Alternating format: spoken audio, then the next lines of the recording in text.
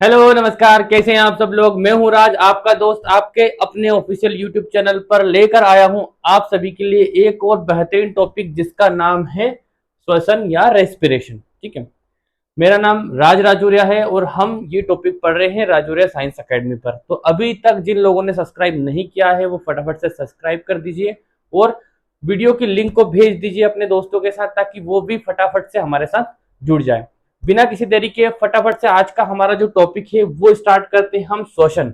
आपको डायग्राम में दिख रहा होगा पूरा बोर्ड के ऊपर के रेस्पिरेशन जो श्वसन है वो कैसे होता है, वो क्या होता है और कौन सा ऑर्गन होता है जिसके अंदर हमारा जो रेस्पिरेशन है वो होता है। ठीक है, आप सभी इससे परिचित होंगे।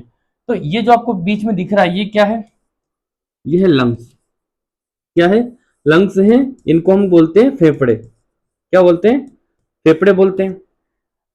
तो आज का टॉपिक आपको समझ में आ रहा होगा कि O2 अंदर आ रही है और CO2 बाहर जा रही है। मतलब इससे साफ हो गया है कि जब हम श्वसन करते हैं या ब्रीदिंग करते हैं तो हम O2 को अंदर लेते हैं और CO2 को बाहर निकलते हैं।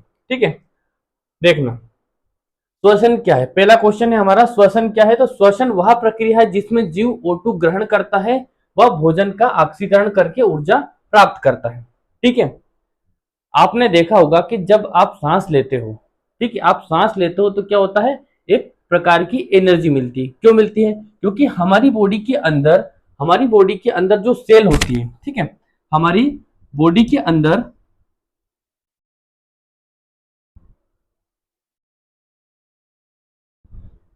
देखना, हमारी बॉडी के अंदर जो सेल होती है, ठीक है, इस सेल के अंदर क्या होता है? इस सेल में होता है ग्लूकोज। क्या होता है? सेल के अंदर होता है ग्लूकोज। और जब हम सांस लेते हैं तो इस ग्लूकोज के साथ जुड़ जाती है क्या? O2। और क्या हो जाता है? ग्लूकोज का ऑक्सीडेशन हो जाता है। क्या हो जाता है? ऑक्सीडेशन हो जाता है। हमने इसके फर्स्ट चैप्टर में पढ़ा था क्लास 10th के अंदर। ऑक्सीडेशन क्या होता है? ऑक्सीजन की वृद्धि होना ऑक्सीडेशन कहलाता है। ठीक है, जब ऑक्सीडेशन होता है तब क्या बनता है? जब ऑक्सीडेशन होता है तो हमारे पास CO2 बनती है और क्या बनता है? H2O बनता है और बनती है ATP। क्या बनती है? ऊर्जा बनती है। इसी ऊर्जा का उपयोग हम हमारे दैनिक जीवन के कार्यों में करते हैं। राइट, देखना कैसे होगा। जब हम सांस लेते हैं तो O2 ग्रहण करते हैं। क्या करते हैं? O2 को ग्रहण करते हैं और ये O2 जुड़ जाती है भोजन के साथ और ऑक्सीडेशन हो जाता है। ठीक है, भोजन क्या है? हमारे पास ग्लूकोज है C6H12O6 प्लस। जब इसमें ऑक्सीजन जुड़ती है, 6 मॉलिक्यूल जब ऑक्सीजन के जुड़े तो क्या बना? कार्बन डाइऑक्साइड बना। और क्या बना? पानी बना और बना ATP। ठीक है, इस ATP का फुल फॉर्म एग्जाम में आपसे पूछा जाता है। इसका फुल फॉर्म है एडिनोसिन एडिनोसिन ट्राइफॉस्फेट। क्या है? Adenosine triphosphate. ये क्या है? सेल के अंदर एनर्जी की क्या है? एनर्जी की करेंसी होती है। क्या होती है?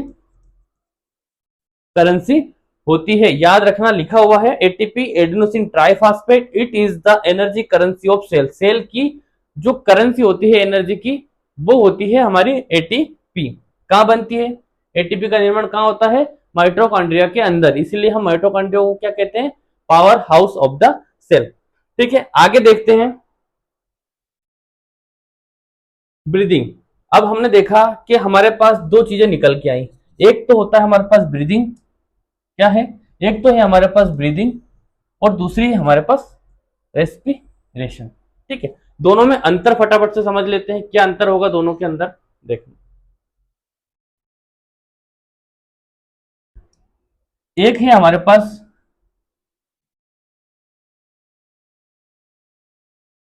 ब्रीदिंग और दूसरा है हमारे पास रेस्पिरेशन।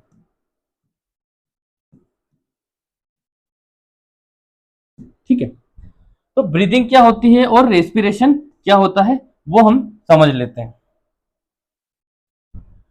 तो जब आप O2 को अंदर लेते हैं, O2 को अंदर लेते हैं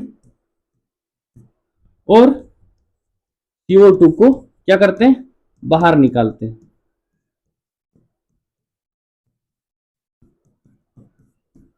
तो ये प्रोसेस कहलाती है ब्रीदिंग। क्या कहलाती है? इस प्रोसेस को हम कहते हैं ब्रीदिंग। क्या कहते हैं?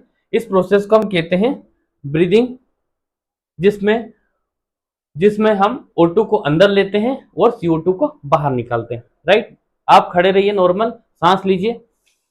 जब आपने सांस ली तो आपने क्या लिया? ऑक्सीजन को अंदर लिया, और जैसे ही आपने सांस छोड़ी तो O2 CO2 क्या होगी? शरीर से बाहर निकल गई। ये प्रोसेस आपकी कहलाती है ब्रीदिंग।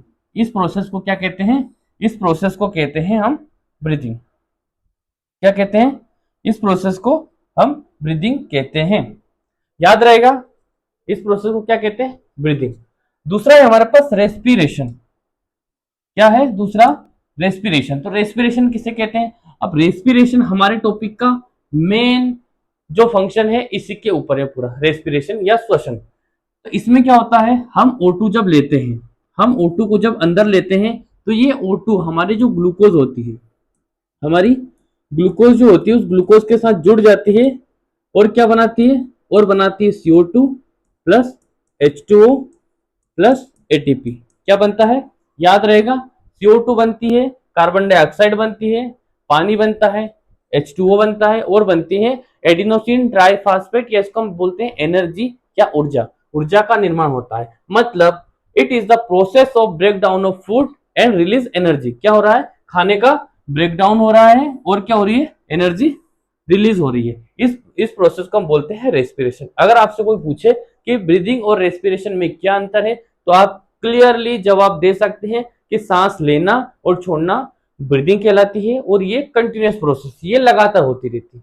ठीक है? क्या होती है? ये लगातार होती रहती है। अगर आपसे पूछे कि वयस्क के अंदर रेस्पिरेशन की दर क्या होती है, तो हम वयस्क की अगर बात करें तो वयस्क मनुष्य के अंदर रेस्पिरेशन की जो दर होती है वो होती है 12 से 18 ब्रीथ पर मिनट। क्या होती है? 12 से 18 ब्रीथ पर मिनट। ठीक है? याद रहेगा। अगर हम किसी बच्चे की बात करें, अगर बच्चे के अंदर रेस्पिरेशन की हम बात करेंगे तो उसके अंदर होती है 14 से 24 ब्रीथ पर मिनट। ठीक है? याद रहेगा। ओके, रेस्पिरेशन देख लिया कि रेस्पिरेशन में ग्लूकोज जो होता है उसका ऑक्सीडेशन होता है और बनती है एनर्जी, इसको हम रेस्पिरेशन कहते हैं। अब हम आगे बढ़ते हैं, ये हमें समझ में आ गया। ठीक है? ब्रीदिंग, सांस लेना और छोड़ना। सांस लेना और छोड़ने को हम ब्रीदिंग कहते हैं, ये हमने पढ़ लिया था। इसमें हमने क्या पढ़ा था कि O2 को हम इन करते हैं और CO2 को आउट करते हैं। ओके, O2 इन और CO2 आउट। ठीक है? श्वसन, रेस्पिरेशन, यह एक ऐसी प्रक्रिया है जिसमें जीव कोशिका में भोजन टूटता है और ऊर्जा का निर्माण होता है। यहां तक भी हमने पढ़ लिया था। आगे बढ़ते हैं। अब श्वसन के प्रकार। अगर आपसे पूछे कि श्वसन कितने प्रकार का होता है, तो आपको याद रहेगा श्वसन कितने प्रकार का होता है। ठीक है, हम बता देंगे कि सर श्वसन जो होता है हमारा वो 2 प्रकार का होता है। कौन कौन सा श्वसन? कितने प्रकार का होता है? श्वसन 2 प्रकार का होता है। एक होता है वायवीय श्वसन और दूसरा होता है अवायवीय श्वसन। ठीक है? वायवीय श्वसन को हम बोलते हैं एरोबिक रेस्पिरेशन। ठीक है? और अवायवीय श्वसन को हम बोलते हैं एन एरोबिक रेस्पिरेशन। ठीक है? जहां पर O2 जो होती है वो प्रचुर मात्रा में या भरपूर मात्रा में हो। क्या हो? O2 भरपूर मात्रा में हो, वहां वायवीय श्वसन होता है। और जहां पर O2 की कमी हो या O2 हो ही नहीं, ऐसी जगह पर जहां पर O2 हो ही नहीं या O2 की कम मात्रा उपलब्ध होती है, उसे हम अवायवीय श्वसन कहते हैं। ठीक है? क्या कहते हैं? अवायवीय श्वसन कहते हैं। देखना, अवायवीय श्वसन। अब इसमें हमारे सामने क्या है? 2 कंडीशन निकल कर आई। कौन कौन सी 2 कंडीशन निकल कर आई है? पहली क्या शर्त है? 2। पहली कि जहां पर O2 की अनुपस्थिति होती है, ऐसे श्वसन को हम बोलते हैं अवायवीय किण्वन। क्या बोलते हैं? अवायवीय किण्वन। इसमें क्या होता है? जो ग्लूकोज होता है वो इथेनॉल में टूट जाता है। किसमें टूट जाता है, एल्कोहल में टूट जाता है और CO2 बनाता है। देखना समीकरण, जब ग्लूकोज की अनु जब ग्लूकोज ऑक्सीजन की अनुपस्थिति में क्रिया करता है तो क्या बनता है, एथेनॉल बनता है, जिसको हम बोलते हैं एल्कोहल। ठीक है, प्लस बनता है CO2 और बनती है ATP। क्या बनी, ऊर्जा। किस कंडीशन में, अवायवीय श्वसन में, जहां पर ऑक्सीजन बिल्कुल भी नहीं है। और ये किसमें होती है, ये होती है यीस्ट के अंदर, ये यीस्ट के अंदर होती है या फिर खमीर के अंदर होती है। ठीक है, इसी को हम खमीर बोलते हैं। उपयोग क्या है इसके, ठीक है, उपयोग क्या है, तो उपयोग है इसका ब्रेड बनाने में, शराब बनाने में और बियर का निर्माण करने में। इन सब चीजों का निर्माण करने के लिए हमें ऐसे प्लेस की आवश्यकता होती है जहां पर O2 की मात्रा ना हो, जहां पर ऑक्सीजन उपलब्ध ना हो। ठीक है, आगे बढ़ते हैं।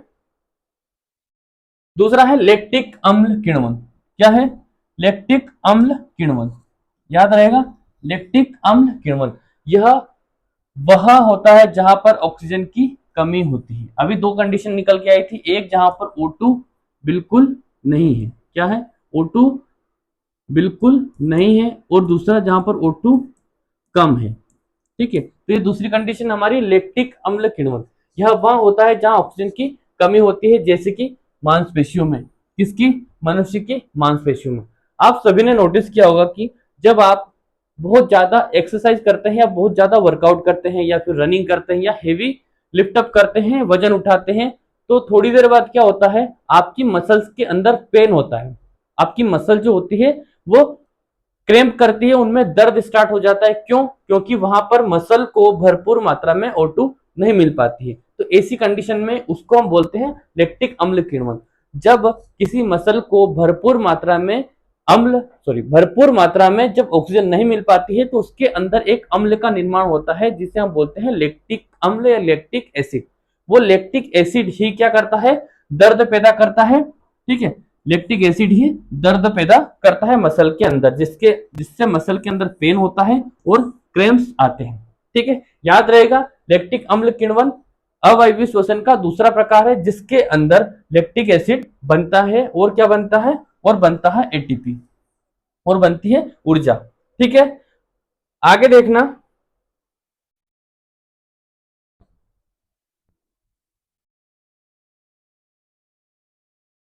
हमारे पास है ग्लूकोज। क्या है ये ग्लूकोज है या हमारे पास भोजन है। ठीक है, ये किस प्रकार प्रोसेस होती है, तीनों, O2 की अनुपस्थिति, O2 की कमी और O2 की उपस्थिति, ये तीनों की प्रोसेस एक साथ आप समझ लीजिए। एग्जाम में यहां से बहुत बार क्वेश्चन पूछे गए हैं, क्योंकि सीधे सीधे यहां से क्वेश्चन बन जाते हैं कि जब O2 की कमी होती है तो शरीर के अंदर क्या होता है, O2 जब उपलब्ध नहीं होती है तब क्या होता है, O2 उपलब्ध होती है तब क्या होता है। तो O2 की उपस्थिति, हमने देखा था कि O2 की उपस्थिति कब होती है, यीस्ट के अंदर। तो क्या बनता है सर, एथेनॉल बनता है और CO2 बनती है और ATP बनती है। और जब O2 की कमी होती है तो ये कहाँ होता है, ये होता है ह्यूमन मसल के अंदर, इसको बोलते हैं हम ह्यूमन स्केलेटन मसल। ठीक है, ह्यूमन स्केलेटल मसल के अंदर बनता है लैक्टिक एसिड रनिंग करते टाइम, कब, रनिंग में या हेवी वर्कआउट में। ठीक है, और बनती है ATP। और जब O2 की उपस्थिति होती है तो ये कहाँ होती है, ये होती है माइटोकॉन्ड्रिया के अंदर। याद रखना, पूछा जा सकता है कि O2 की उपस्थिति में ATP कहाँ बनती है, माइटोकॉन्ड्रिया के अंदर बनती है। कितनी ATP बनती है, तो सर 38 ATP का निर्माण होता है। और जब O2 की कमी होती है तब कितनी बनती है, सर 2 ATP का निर्माण होता है। कितनी ATP का, 2 ATP का निर्माण होता है, ये आपको याद रखना है। क्या होता है माइटोकॉन्ड्रिया में, भोजन टूटता है कार्बन डाइऑक्साइड में, भोजन टूटता है पानी में और भोजन टूटता है ATP में। ठीक है, कार्बन डाइऑक्साइड जो बनती है, CO2 जो बनती है, CO2 को एक्सलेशन के द्वारा सांस छोड़ के हम शरीर से बाहर निकाल देते हैं। ठीक है, और जो बची हुआ पानी है, इस पानी का उपयोग शरीर कर लेती है, और ATP जो होती है इसका उपयोग दैनिक जीवन के कार्यों में किया जा सकता है। ठीक है, ये टॉपिक हमारा यहाँ पर खत्म होता है। इसके बाद अगले टॉपिक में हम पढ़ेंगे ह्यूमन के अंदर रेस्पिरेशन, मनुष्य के अंदर रेस्पिरेशन किस प्रकार से होता है। ठीक है, लंग्स क्या है, वो कैसे काम करते हैं, कौन सा पाथवे होता है, ठीक है, वो पूरा प्रोसेस, गैसीय एक्सचेंज कैसे होता है, ब्लड के अंदर ऑक्सीजन डिजोल्व कैसे होती है, CO2 बाहर कैसे निकलती है, वो पूरी प्रोसेस बहुत डिटेल से, बहुत आराम से, बहुत अच्छे से हम समझेंगे। ठीक है, मेरे साथ जुड़ जाइए, बने रहिए और सब्सक्राइब कर लीजिए हमारे चैनल राजौरे साइंस अकेडमी को फटाफट से। धन्यवाद। जय हिंद, जय भारत।